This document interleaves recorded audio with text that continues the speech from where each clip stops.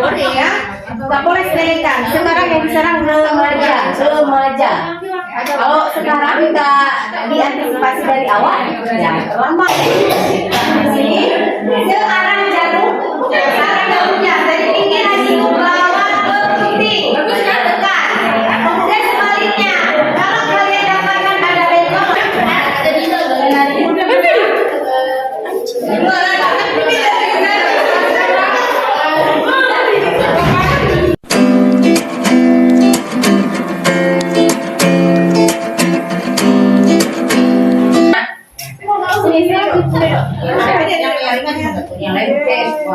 nah, dalam hal ini, ya kan, Ibu Nur ingin sedikit memberikan informasi atau edukasi kepada kalian, ya kan? Seperti kita tahu nih, kalian tahu nggak yang namanya tumor payudara?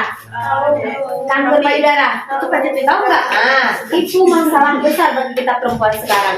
Itu pembunuh nomor 2 bagi kita perempuan. Dan kemarin Bu Nur dapat 15 tahun, Bu kan sekarang berapa? 16 tahun. Kemarin 15 tahun udah dapat benjolan di payudara. Masih bisa bergerak, masih bisa berjalan. Nah, Ibu tanya pada keluarga, pada orang tuanya, ada nggak riwayat dari keturunan? Karena itu beberapa faktor, baik dari keturunan maupun ada bakat dari sendiri. Nah, ibu-ibu semua nih di sini, kita perempuan ya, kita perempuan harus waspada, harus aware. Bagaimana tanda dan gejala kalau ada masalah di payudara. Contoh nih, waktu kalian perabaan, ingat perabaan dilakukan hari 7 atau ke-10 setelah menstruasi. Misalnya nih kalian main hari pertama, ambil hari ke-7 atau ke-10 ya, ibu-ibu semua ya, lakukan pemeriksaan di rumah sendiri, 7 atau ke-10. Pada ibu yang kita sudah menopause, mama udah dapat head belum? Oh, mama nggak dapat head lagi misalnya, udah menopause. Hari ini tanggal berapa?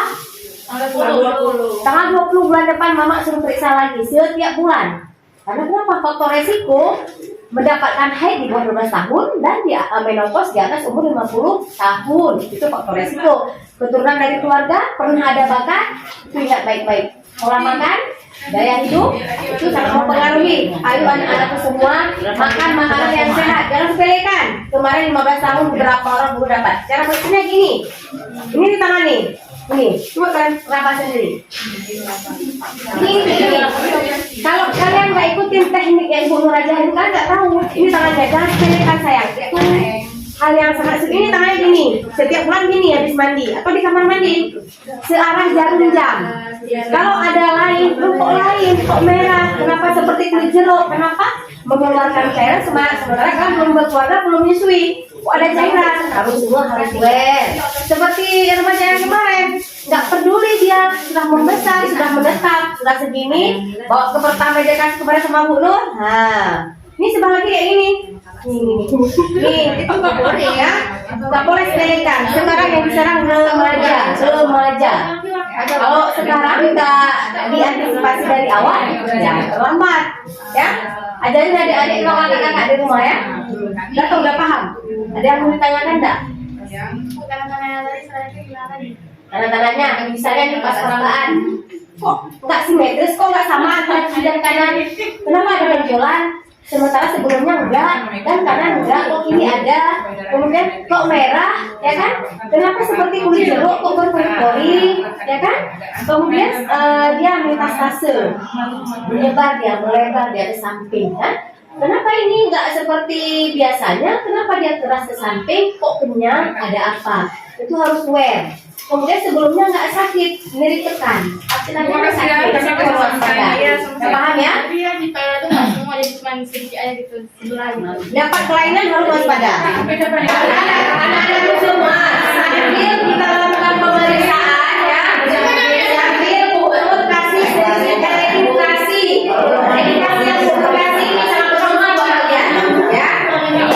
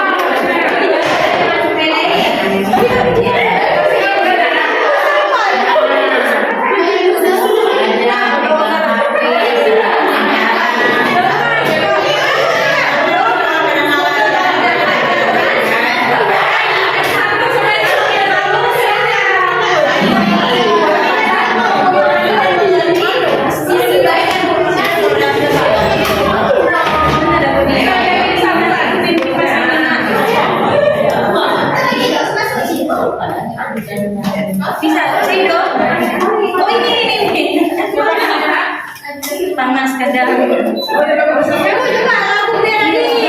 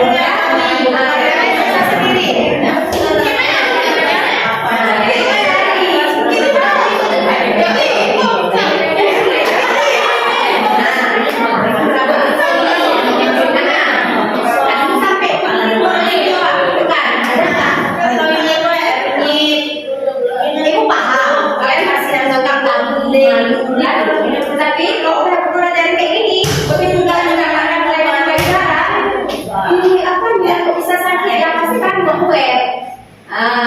Gue udah pulang ke sakit. Gue dia suka kuat. Sakit kan? Iya. Ada ya? Tumor. Dari kanker. Dari